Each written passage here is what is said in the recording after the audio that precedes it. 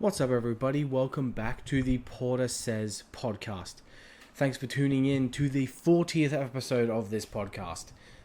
Pretty crazy to me, at least, to think that it's gotten to 40. As you can see, I have Ghostface right here, which he was in a previous one, but I also have Pennywise joining me. And that's because, September is pretty much for me, and I know for a lot of people, is the start of spooky season, Halloween.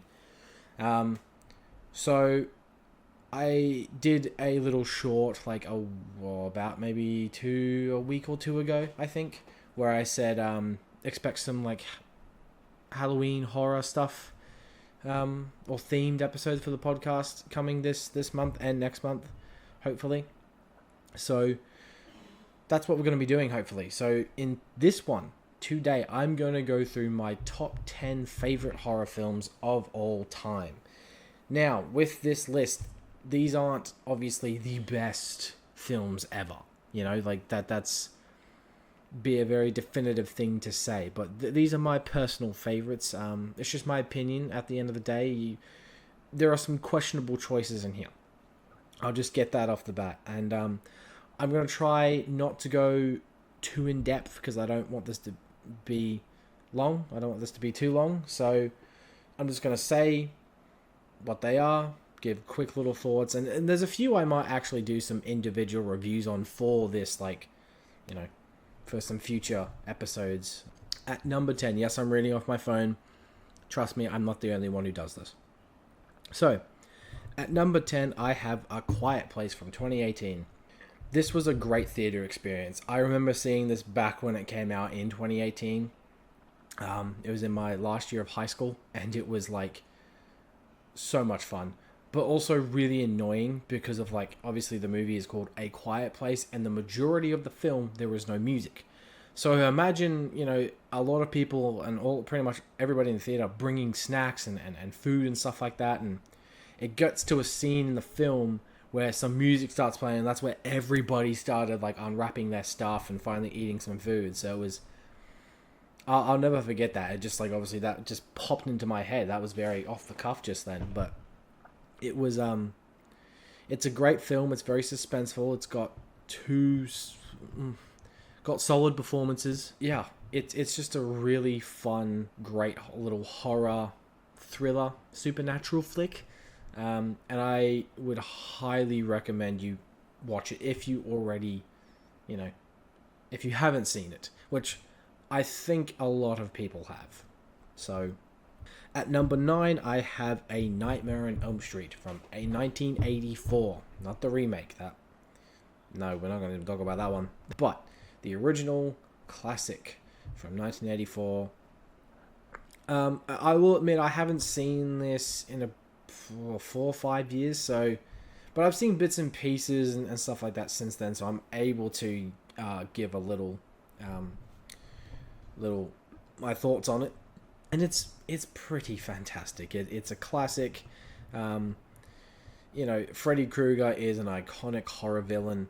Everybody knows him. Robert Englund does such a good job with that role. He's creepy looking, and the whole concept of, it's at the time, it was somewhat pretty original for a slasher thing, because when you think of slashers, you kind of just go, oh, well, they just, chase people out in the street or in a forest or something like that, along those lines, and they always end up getting away. But no, if you fall asleep, Freddy comes to get you in your dreams, and you're pretty screwed. I think Wes Craven does an excellent job directing this movie. I should say, rest in peace, was an iconic horror director. He was awesome. He seemed like a genuine guy. Always put his best effort to making the best movie that he could. And he did such a good job with this one. Performances are good. The kills are great. I think the finale of this movie is so good. At number 8, I have Get Out, the first movie by Jordan Peele. He's done 2 other movies, which were Us and Nope. Get Out, I remember desperately wanting to see this in theaters when it was coming out, but, around the year that it came out, it wasn't really playing near like playing at a theater near me, or it was, but I couldn't convince my parents to drive me there, and I didn't obviously have my license at that point. So I finally got the chance to watch it, and I just streamed it through some torrent. I torrented it, which I probably shouldn't have done, but I was that excited to watch it, and it's great. It's Jordan Peele's directorial debut. It's really well done. I love the story of the movie. I love our main character. I love what he's going through.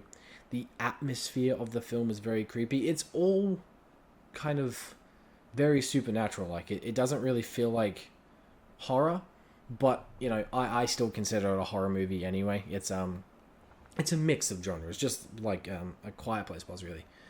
I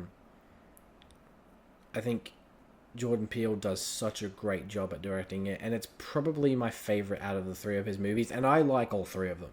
Now at number 7, this is where this one, it's a bit of an odd pick, but when I watched this movie, I just went, I must have just watched it on the right night at the right time. A movie called No One Will Save You from 2023. It's a sci-fi horror movie with Caitlin Dever, who plays Abby, I believe her name was, in The Last of Us Season 2. Great actress. I really, really like her. This one is essentially, this chick lives in a very small town, is kind of a mute, doesn't talk to anybody, something happened in her past, yada, yada, yada. Essentially, aliens come along from the sky and attempt to abduct her. What follows is a movie that has a lot of stuff that I didn't see coming. Actually kind of scared me a few times. I think it's directed really well. And the fact that it's like just this one character, one performance, you only kind of see like people out and about when she decides to go into the town for the first time in however long. I would definitely recommend this one. It's on Disney Plus. So if you do have Disney Plus, I'd say seek it out and give it a watch. Alright. I'm going to try and speed through some of these now because I don't know. Okay, cool. Next up at number 6 is Trick or Treat from 2007. This one I'm going to do a individual review for, but I adore this film. The few things I'll say is that it's probably in my opinion, one of the best movies to capture the spirit of Halloween. And just, yeah, I don't know, man. I don't think I even really want to go into it. I think I'm going to do an individual review. So, yeah. But, it's a fantastic film. It's an anthology movie, so there's 5 stories going on that all kind of interconnect. But yeah, I'll go into it more in individual review. Now we're getting into the top 5. And at 5 we have The Shining, directed by Stanley Kubrick. I love this film so much. I remember the first time I watched it, I wasn't as high on it as other people were. But, I still thought it was like a pretty solid movie. I watched it a second time about a year or two later, and I was like, what am I on about? This movie's fantastic. Like, Stanley Kubrick does such a good job directing this movie, and Jack Nicholson is awesome. Of course, everybody knows the "Here's Johnny" moment, of the movie. It's just so well crafted. And it's almost like very claustrophobic since it takes place just in this one setting for pretty much the entirety of its runtime. I love the scene. You kind of start to see Jack Nicholson's character kind of go even more insane as the film progresses. And when he's talking to the person at the bar, that scene, from what I remember, is so well done. And it's a long scene too, but you're just like so invested with the dialogue.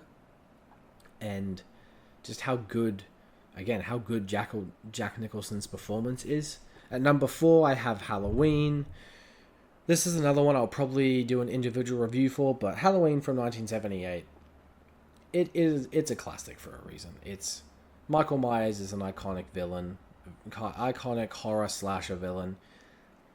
It's a little bit overrated. There are people who tend to go too over the top with it, and I know there are some very passionate Halloween fans out there, so I don't want to step on their toes, but look, it's fantastic. I adore it. So yeah.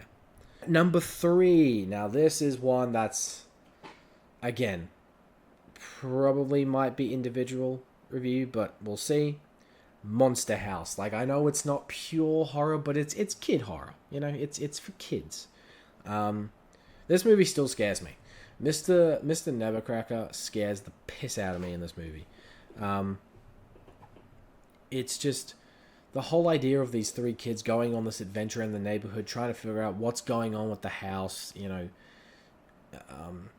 like, what's the deal with Mr. Nevercracker? Why is he the way he is? And what's going on? Why are all these people disappearing and stuff like that? And once they find out what is happening, and how, you know, the house becomes the monster house, it's cool to see these our 3 main characters of DJ, Chowder, and Jenny go on this little quest to find out what's truly in the house. At number 2, I have It Follows, which I believe came out in 2014 or 2015. This one kind of, it feels more supernatural than anything, but it has elements of horror, so that's why I'm including it here. Honestly, I could probably do a review for this as well. So, but I mean, I think it's a pretty underrated horror film. I feel like I don't see too much love for this one, or I don't see enough people talk about it. I think it's pretty great. Yeah, obviously, probably more than that because it's at number 2. But then at number 1, Scream from 1996. This movie is, I'll say it right now because I'm definitely going to review this. This is, if I don't get to review any of the other ones that I've said I'm going to, Scream is my number 1 priority of a podcast episode on, because this film is fan-frickin-tastic. It's so meta. I love how it pokes fun at all the horror stuff from the 80s and stuff like that, while kind of being its own, you know, self-contained movie. I think Ghostface is so good. He's a bit of an idiot. He does tend to slip up a lot, but that whole thing, like, look, it's an iconic mask, iconic look. Sidney Prescott is the best final girl we will ever get. You got Stu, you got Billy, you got Randy. All these characters. Gale Weathers, Dewey. I love this movie. I could go on about it for hours, but I feel like this video is almost as long as it is. So expect a full review of this movie, and maybe even the franchise as a whole, because it's, in my opinion, the most consistent horror franchise ever. I have not disliked a single one. There we go. Those are my top 10 horror films of all time. I know I started to rush and ramble a bit there, but I started to look at the time and I was like, alright, I better speed through these because, you know, I don't like to bore you. I don't want to bore you. So, there we go. Again, there are some questionable choices on that list, and it could probably show that I'm not, maybe not, you know, like, whoa, what's his taste in horror? So, I hope you guys enjoyed this episode of the Porter Says podcast. That's going to wrap it up for tonight. So, thanks so much for watching, and I will catch you guys next time. Take care.